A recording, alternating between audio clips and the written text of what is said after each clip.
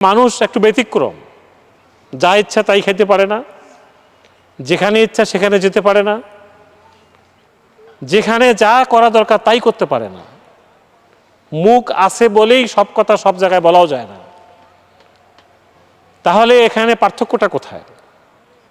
এই যে তাকে সব কথা সব জায়গায় বলা যাবে না,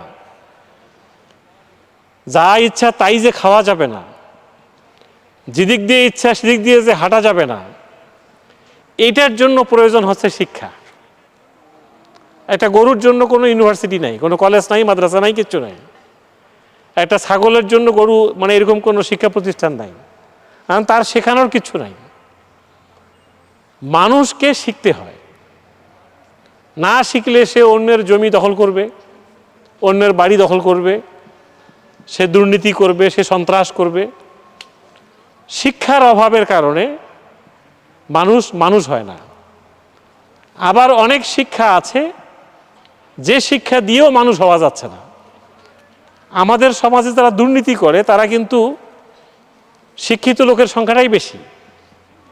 শিক্ষিত লোকেরাই দুর্নীতি বেশি করছে। শিক্ষিত লোকেরাই ইউনিভার্সিটিতে আর এক ভাইয়ের বুকে গুলি করতেছে। শিক্ষিত ছেলেরাই আর একটা মেয়েকে ধরছে। শিক্ষিত ছেলেরাই চাঁদাবাজি করতেছে।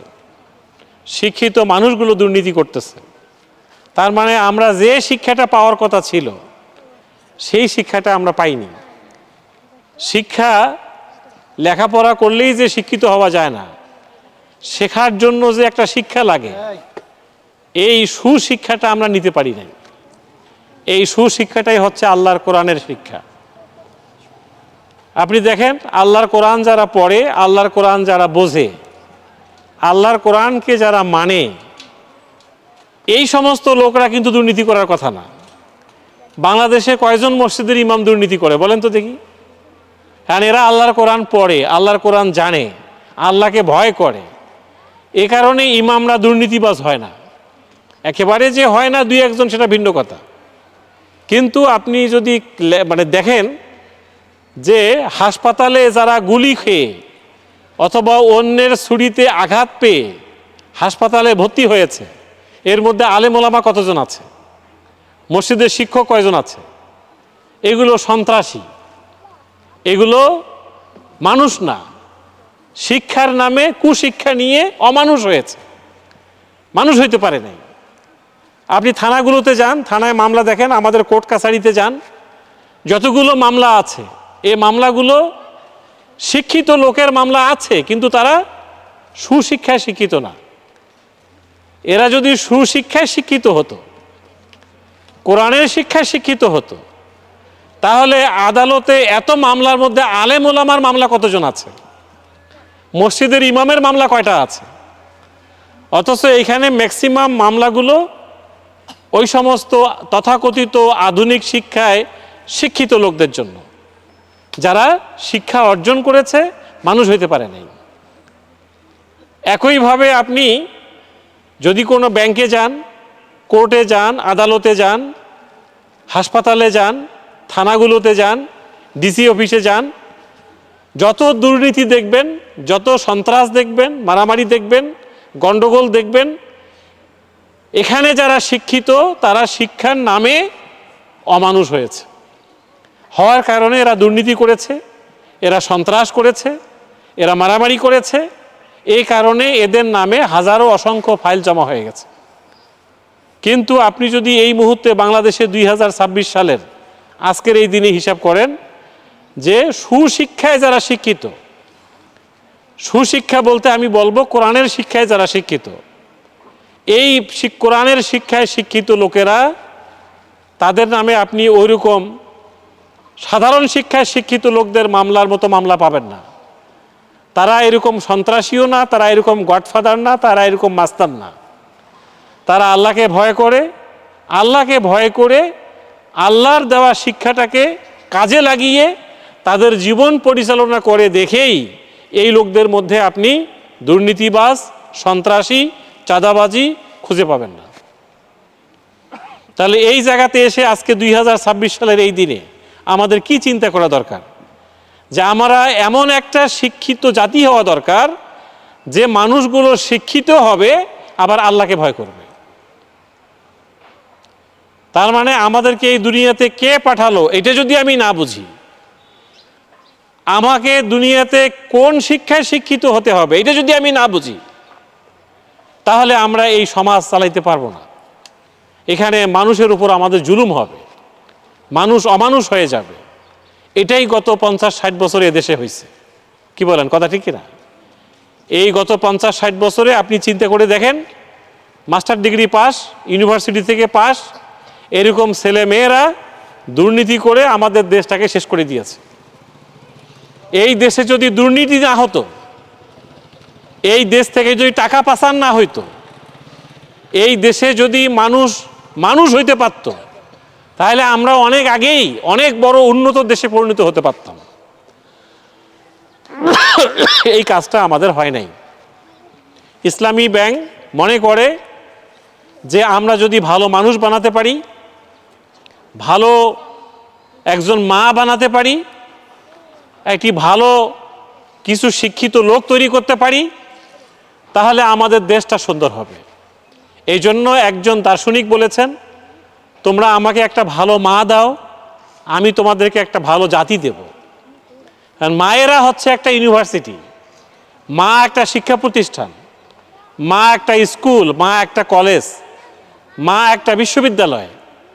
যে মা যত সুন্দর, চেহারার দিক থেকে সুন্দর না, আচরণের দিক থেকে সুন্দর, ব্যবহারের দিক থেকে সুন্দর, লেখাপড়ার দিক থেকে সুন্দর, মানুষ হিসাবে সুন্দর, সেই মায়ের সন্তানেরা ঠিক ততই সুন্দর। আপনি দেখবেন আমাদের এই ঢাকা ইউনিভার্সিটিতে, ঢাকাতে থাকে বাড়িওয়ালা মানুষের কতজনের বাচ্চা ঢাকা ইউনিভার্সিটি পড়ে। ঢাকার বুয়েটে যারা লেখাপড়া করে, ঢাকা মেডিকেলে যারা পড়াশোনা করে, এই বাচ্চাগুলো সব গ্রাম থেকে আসা। অনেকে রিক্সাওয়ালার ছেলে মেয়ে ঢাকা মেডিকেলে পড়ে, বাসায় কাজের বুয়া হিসাবে, খালা হিসাবে কাজ করে। এদের বাচ্চারাও কিন্তু ঢাকা ইউনিভার্সিটি পড়ে, বুয়েটে পড়ে। তার কারণ সে কাজের বুয়া খালা হতে পারে, কিন্তু মা হিসাবে সে ভালো, সে মা হিসাবে ভদ্র। অনেকের বাবা রিক্সা চালায়, কিন্তু তার ছেলেকে ভার্সিটিতে পড়ায়। তার কারণ বাবা স্বপ্ন দেখেছে যে আমার বাচ্চাটিকে আমার ইউনিভার্সিটি পড়াইতে হবে। তার মানে কি, আমরা ঢাকাতে যারা থাকি, গাড়ি আছে, বাড়ি আছে, অনেক সম্পদ আছে, কিন্তু আমরা মানুষ হইতে পারি নাই। আমরা মানুষ হতে পারি নাই। এইটা গত 50 বছরে আমাদেরকে অমানুষ বানানো হয়েছে।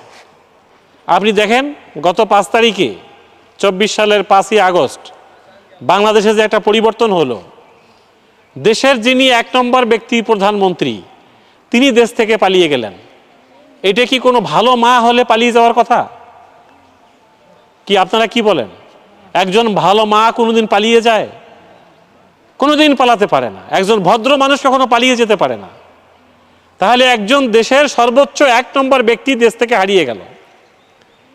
দেখেন, এই দেশে বিচার ব্যবস্থা যারা পরিচালনা করে, মানুষের বিচার ফয়সালা করে, এই বিচার ব্যবস্থার পরিচালনার 1 নম্বর বিচারপতি যিনি, প্রধান বিচারপতি, তিনি পালিয়ে গেলেন।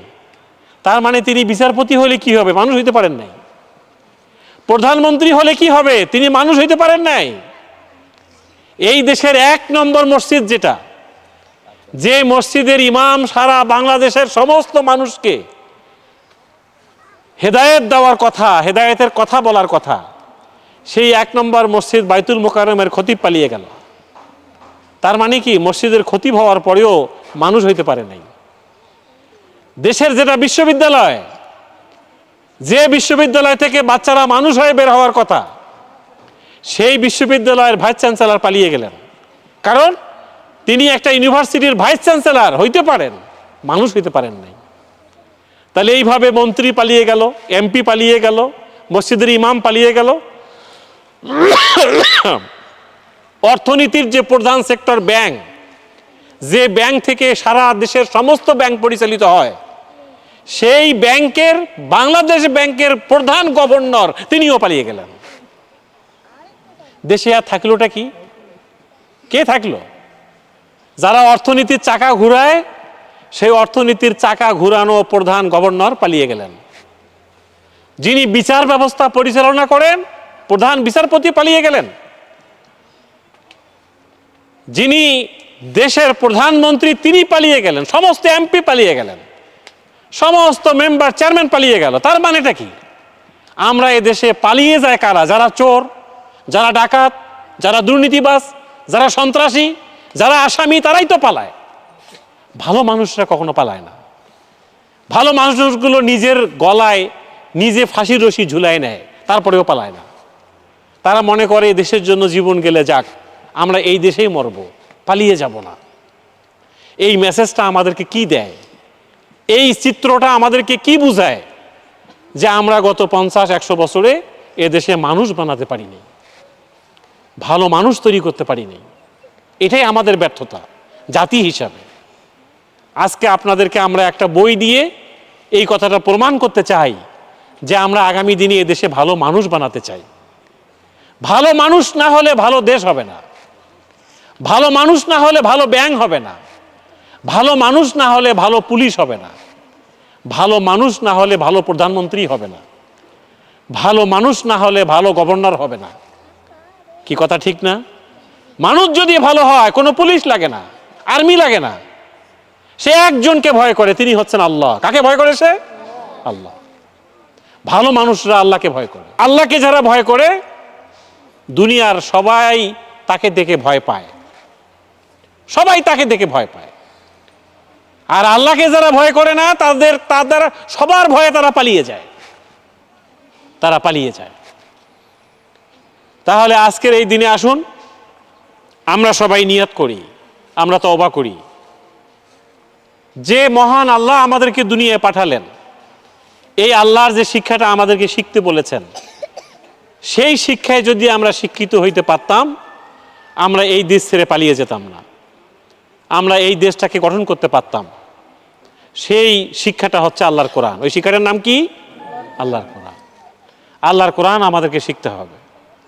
আল্লাহ তাআলা কোরআনে বলেছেন, একবারে প্রথম দিনের আয়াত, আমাদের নবী হেরা গুহাতে বসে আছেন, একটা গুহার ভেতরে, পাহাড়ের একটা গুহার ভেতরে বসে আছেন, আর ভাবতেছেন যে এই দেশটাকে পরিবর্তন করা যায় কিভাবে, এই জাতির পরিবর্তন হবে কিভাবে, এই পৃথিবী কিভাবে সুন্দর হবে। আল্লাহ তাআলা প্রথম দিন একেবারে আসমান জমিন সমান লম্বা সাদা পোশাক পরা চেয়ারে বসা এক ভদ্রলোক ওই পাহাড়ের গুহার ভেতরে তার সামনে চলে আসলো। উনি হলেন জিবরিল আলাইহিস সালাম। এসে বললেন যে মুহাম্মদ ওঠো, ইকরা পড়ো। দেখেন আমাদের সমাজে এই পড়াশোনাটা কিন্তু নাই। উনি ভাবলেন যে দুনিয়াটা কেমনে সুন্দর করা যায়, আল্লাহ তাআলা একজন ফেরেশতা পাঠাই দিয়ে তাকে বললেন পড়ো, লেখাপড়া করো, লেখাপড়া করলেই দুনিয়াকে সুন্দর করা যায়। আমরা কি শিখাচ্ছি? যে ভাই দুনিয়াটাকে ভালো করতে চাইলে 5 ওয়াক্ত নামাজ পড়েন। ভালো কথা, 5 ওয়াক্ত নামাজ পড়ার আগে 5 ওয়াক্ত নামাজটা কি এই লেখাপড়াটা করতে হবে না? এই যে সামনে রোজা আসতেছে, শুধুমাত্র সেহরি খাওয়া আর ইফতার করার নাম কি রোজা? রোজার তো একটা শিক্ষা আছে, পড়াশোনা আছে। পড়াশোনা না করে আপনি রোজা থাকবেন কিভাবে? আপনি হজে যাবেন, হজের জন্য পড়াশোনা আছে। আপনি জাকাত দিবেন, জাকাতের জন্য পড়াশোনা আছে। আপনি নামাজ পড়তে চাচ্ছেন, নামাজের জন্য পড়াশোনা আছে। এই জন্য আল্লাহ তাআলা প্রথম শব্দ হচ্ছে ইকরা, পড়ো, লেখাপড়া করো, লেখাপড়া করো, লেখাপড়া করো। এই কথাটা আল্লাহ তাআলা কোরআনে 3 বার বলেছেন, ইকরা ইকরা ইকরা। উনি বললেন যে আমি তো পড়তে পারি না। ওনাকে বুকে এইভাবে চাপ দিয়ে আবার ছেড়ে দিলেন, দিয়ে বললেন যে পড়ো। এইভাবে 3 বার বলার পরে যখন বলা হচ্ছে ইকরা বিসমি রাব্বিকাল্লাযী খালাক, আপনি আপনার রবের নামে পড়েন, যিনি আপনাকে সৃষ্টি করেছেন। আপনার রবের নামের যে পড়া, সেই পড়া পড়েন। আল্লাহ নবী বলেন যে এই কথা বলার সাথে সাথে আমার ব্রেন খুলে গেল, আমার বুকটা ওপেন হয়ে গেল। এমনকি পৃথিবীর শুরু থেকে পৃথিবীর শেষ পর্যন্ত সমস্ত জ্ঞান আমি শিখে ফেললাম। সুবহানাল্লাহ। এমন কোনো লেখাপড়া নাই যা আমার ভেতরে ঢুকলো না, সব ঢুকে গেল। যে লোকটা কিছুদিন আগে কোনো লেখাপড়াই জানতো না, এই লোকটা আল্লাহর নামে, রবের নামে পড়াশোনা শুরু করার কারণে এখন পৃথিবীর সমস্ত ভাইস চ্যান্সেলরের ভাইস চ্যান্সেলর হয়ে গেল, সমস্ত বিচারপতির বিচারপতি হয়ে গেল। সমস্ত আর্মির ক্যান্টনমেন্টের জেনারেলের জেনারেল হয়ে গেল, পৃথিবীর সমস্ত অর্থনীতিবিদের অর্থনীতিবিদ হয়ে গেল, পৃথিবীর সমস্ত সাংবাদিকের সাংবাদিক হয়ে গেল, পৃথিবীর সমস্ত বুদ্ধিজীবীর বুদ্ধিজীবী হয়ে গেল। দেখছেন? তাহলে উনি কি শুধুমাত্র কিছু মাসলা মাসাইল শিখে এটা শিখে ফেললেন? না, ওই যে লেখাপড়া লেখাপড়া লেখাপড়া, এই লেখাপড়াটা আমরা গত 50 বছরে বাংলাদেশ থেকে বন্ধ করে দিছি। আমরা সুযোগ পাইলে একটা মোবাইল হাতে নেই আর ফেসবুক দেখি আর ইউটিউব দেখি, আর আমাদের মায়েরা তো ঘরে বসে ইন্ডিয়ান সিনেমাগুলো আছে, এগুলো দেখে দেখে সময় পাস হয়ে যাচ্ছে। হঠাৎ করে একদিন মাইকে আওয়াজ হলো যে উমুকের শাশুড়ি উমুকের শ্বশুর আজকে রাত 3টার সময় ইন্তেকাল করছেন। এখন কি করতে হবে? ইন্তেকাল যিনি করলেন উনি তো তার ছেলে মেয়েও ওই রকম বানাইতে পারেন নাই তার জানাজা পড়াবার জন্য। ইভেন তার বাড়িতে তাকে গোসল করাই দেওয়ার মতো কোনো মহিলা নাই। তখন কে গোসল করাইতে পারে? ওই মহিলা খুঁজে ওই আর এক গ্রাম থেকে নিয়ে আসতে হলো। অথবা তার জানাজাটা পড়াইতে পারে কে? দেখো মসজিদে হুজুর কে আছে, ডেকে এনে তার জানাজা পড়ায় তার পাশে কিছু বাচ্চা কাচ্চা বসায় কোরআন খতম দিয়ে হুজুর দোয়া করে দিয়ে জান্নাত পাঠাই দিল। পাইবে জান্নাত? যাইতে পারবে জান্নাতে? জান্নাতটা কি এত সোজা হয়ে গেল? ও যেদিন মারা গেছে ওই দিন যে ফজরের নামাজ পড়ে নাই, এটা কোন হুজুর দোয়া করলে তার ফজরের নামাজের গুনাহটা মাফ হয়ে যাবে? কি বলেন তো দেখি? এখানে ওলামায়ে কেরাম আছেন। আজকে যে আমি ফজরের নামাজ পড়ি নাই, আজকে যদি আমি এখন মারা যাই, পৃথিবীর সমস্ত হুজুর একখানে হয়ে দোয়া করলে আজকে ফজরের নামাজের গুনাহ কেউ মাফ করাই নিতে পারবে? যেখানে আল্লাহর নবী তার মেয়ে ফাতেমাকে ডাক দিয়ে বললেন যে মা, তুমি আমার মেয়ে ফাতেমা, তুমি কি চাও আমার কাছে? দুনিয়ার যা চাও তাই দিতে পারবো মা। একটা কথা মনে রাখবা, কিয়ামতের কঠিন ময়দানে তোমার বাবার নাম কি এই কথা তোমাকে বলা হবে না। তুমি কোন বাপের সন্তান এ কথা বলা হবে না মা। তোমার জবাবদিহি তোমাকেই করতে হবে, তোমার জান্নাত তোমাকেই যেতে হবে। তোমার মৃত্যুর পরে তুমি মুহাম্মদ সাল্লাল্লাহু আলাইহি ওয়াসাল্লামের মেয়ে, এই কারণে আল্লাহ তোমাকে জান্নাত দিবে না। তাহলে নবী মুহাম্মাদের মেয়ে যদি নবী মুহাম্মাদের মেয়ে হওয়ার কারণে জান্নাত যেতে না পারে, আপনি কোন হুজুরের দোয়ায় জান্নাতে যাবেন? আমি কোন হুজুরের দোয়ায় জান্নাতে যাব? এটা কিভাবে সম্ভব? কিভাবে আমাদেরকে অন্ধকারে রেখে দেওয়া হয়েছে? আমাদের মারাও আমাকে পড়াচ্ছে না, বাবারাও পড়াচ্ছে না, আমরা কোথাও লেখাপড়া করছি না, আল্লাহর কোরআনটাই ধরতেছি না, এটা পড়ি না, বুঝি না আমরা কিছু। আজকে আসুন আমরা নিয়ত করি যে আমাদের মৃত্যুর মাইকের ঘোষণা আসার আগে আমরা যেন আল্লাহর কোরআনটা পড়া শিখে ফেলতে পারি। বিশেষ করে নামাজে যে সূরা কেরাতগুলো আমরা পড়ি, আমরা সেটাও বুঝি না। আমাদের আশেপাশে যে স্কুলগুলো আছে, এই স্কুলগুলোতে ক্লাস 10 পর্যন্ত পড়ানো হয়, কিন্তু কোরআন পড়ানো হয় না। কি কথা ঠিক না? তাহলে স্কুলে ভর্তি হওয়াটা কি আমার জন্য অভিশাপ? যে আমি ক্লাস 10 পর্যন্ত পড়লাম, আমি কোরআন শরীফ শিখতে পারলাম না? আমার কি অপরাধ? এই বাচ্চাগুলোর কি অপরাধ?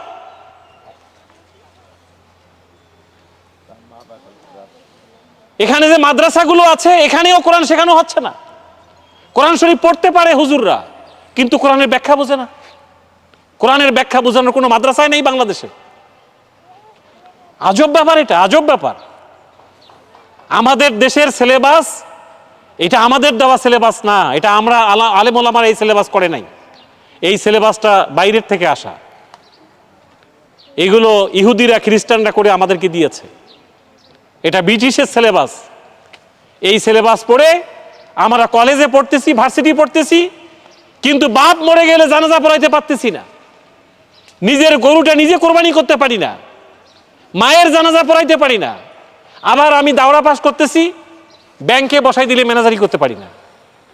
আমি এখানে মুফতি হয়ে গেছি, বড় ওয়াইজিন হয়ে গেছি, কিন্তু আমাকে যখন থানাতে বসাই দেওয়া হবে আমি থানা চালাইতে পারতেছি না। ডিসি অফিসে বসাই দিলে আমি ডিসিগিরি করতে পারতেছি না, আমি ম্যাজিস্ট্রেট হইতে পারতেছি না।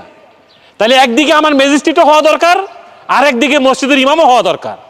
যিনি ইমাম হবেন তিনিই তো ম্যাজিস্ট্রেট হওয়ার কথা, যিনি ম্যাজিস্ট্রেট হবেন তিনিই তো ইমাম হওয়ার কথা। কি কথা ঠিক না? এই শিক্ষাটা আমরা নিতে পারলাম না কেন?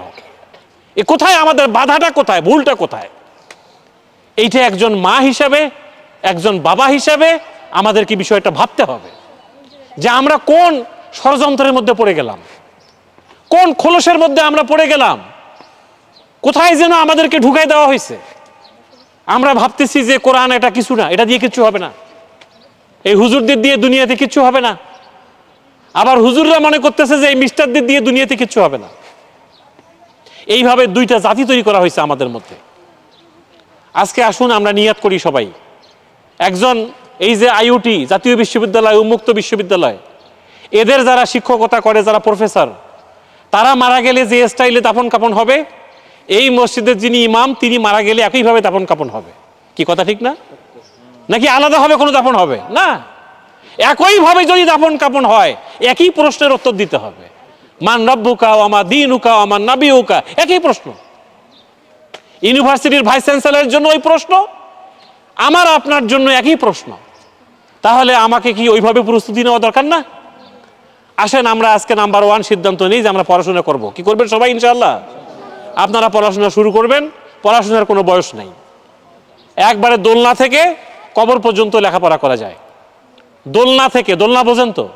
জন্মের পরে বাচ্চাটাকে আমরা দোলনায় উঠাই দিই, দোলনা দিয়ে নড়াচড়া করি।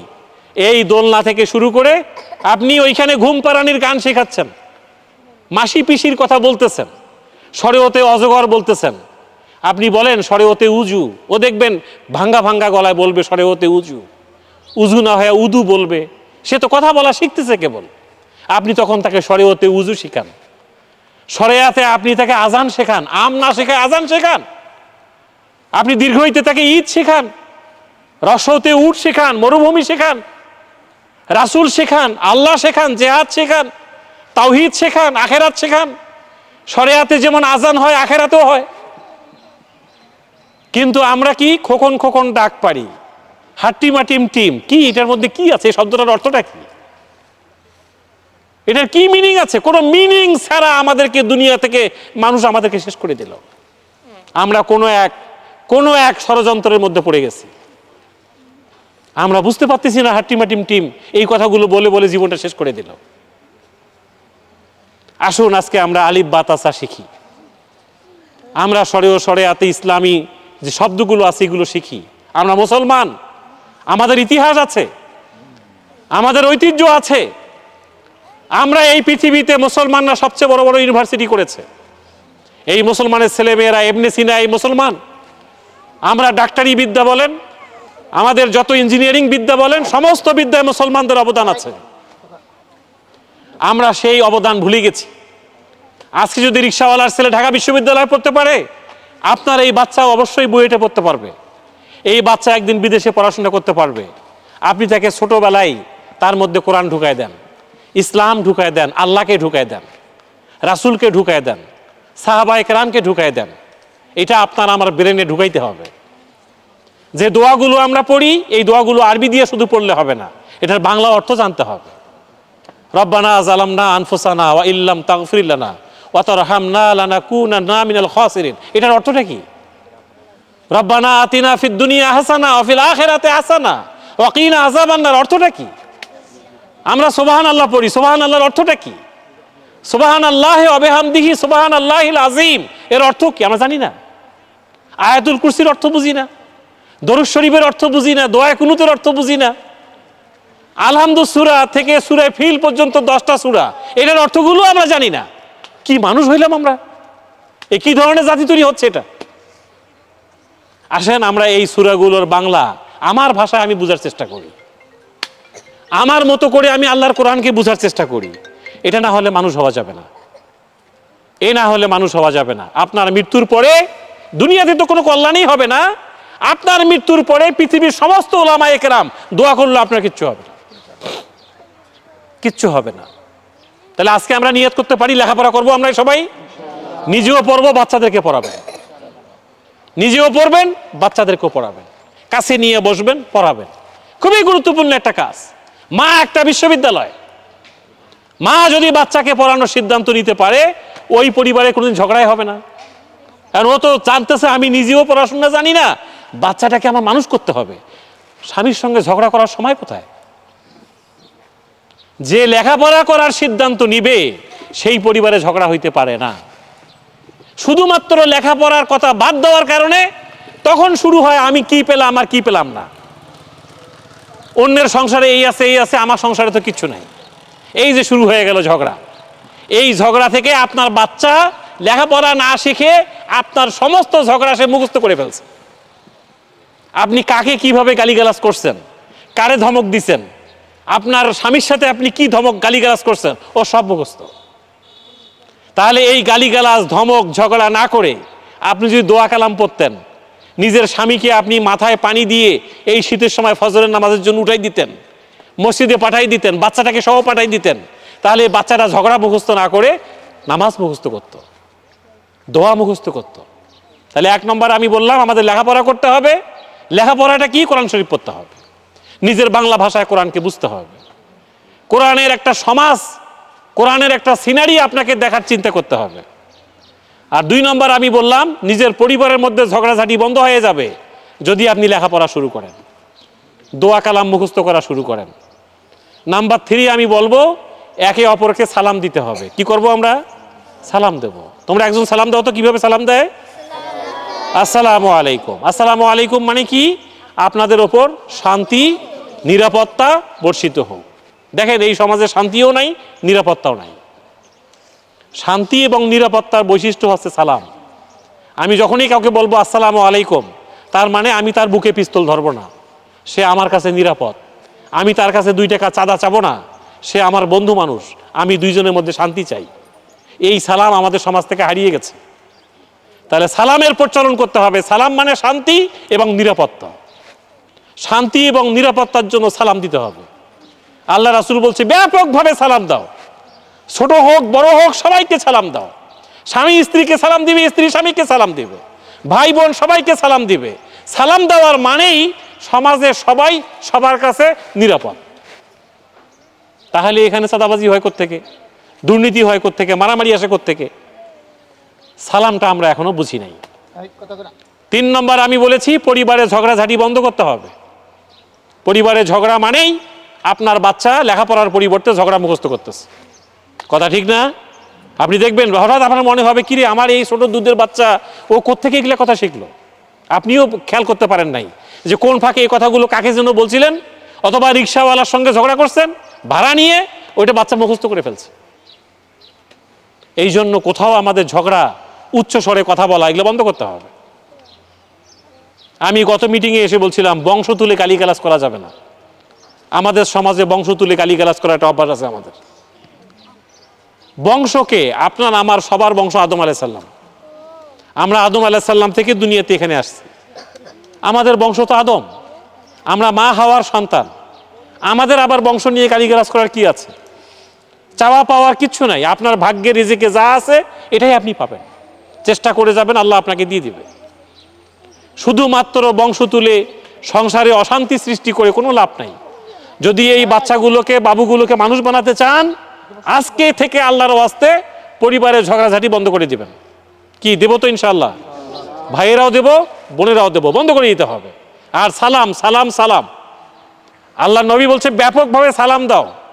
এই ব্যাপকভাবে সালাম দেওয়ার কারণে যে পরিবেশ তৈরি হবে, কোথাও চাঁদাবাজি দুর্নীতি সন্ত্রাস থাকবে না।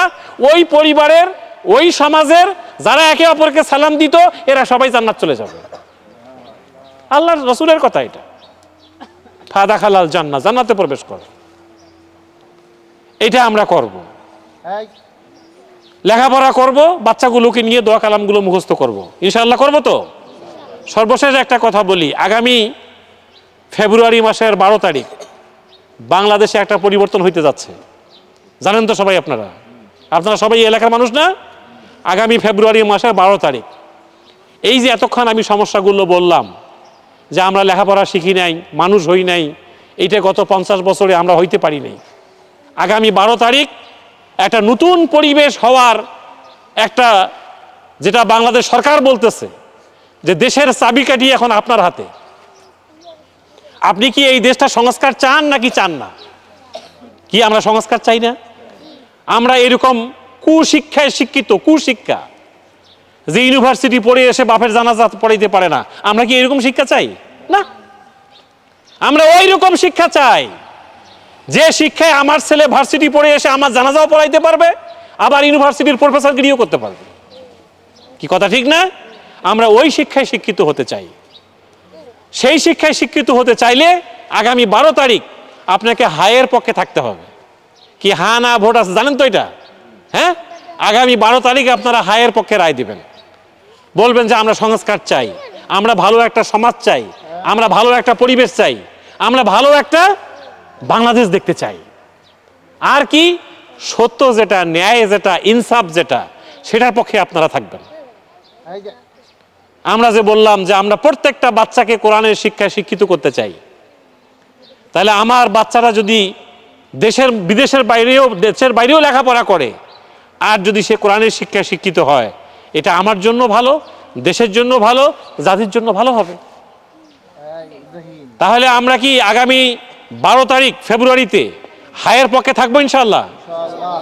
আর যেটা সত্য, যেটা ন্যায়, যেটা ইসলাম, যেটা ভালো, যেটা কোরআন, আমরা সেই দিকে থাকবো। বুঝছেন তো বিষয়টা?